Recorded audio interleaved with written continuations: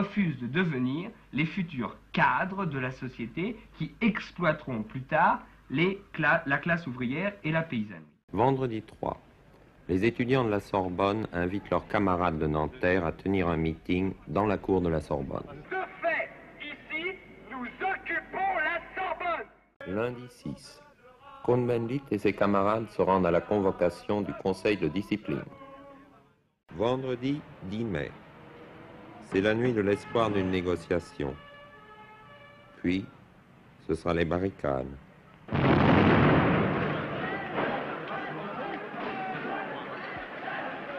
Là, il y a un camion qui brûle, on nage dans les gaz et...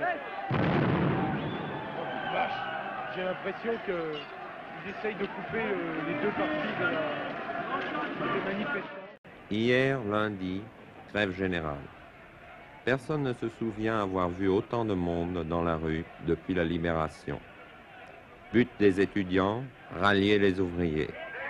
Crainte des syndicats, se laisser déborder.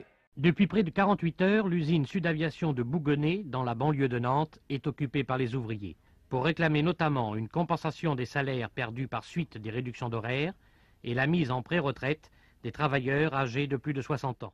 Le 20 mai, les débrayages s'étendaient à l'ensemble des secteurs publics et privés.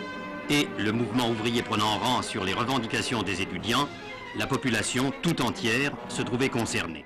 L'effort qui a été fait sur le salaire minimum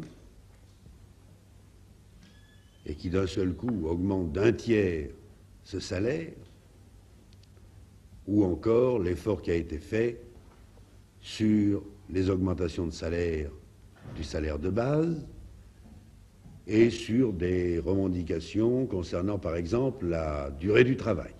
J'ai reçu de Monsieur le Président de la République la lettre suivante.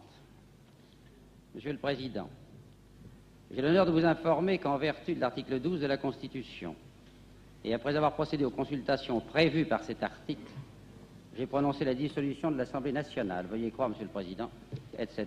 Signé Charles de Gaulle. Il n'en faut pas plus pour que la manifestation silencieuse de soutien au régime ne prenne spontanément sur le chemin historique qui va de la Concorde à l'Étoile l'aspect et les accents d'une fête nationale.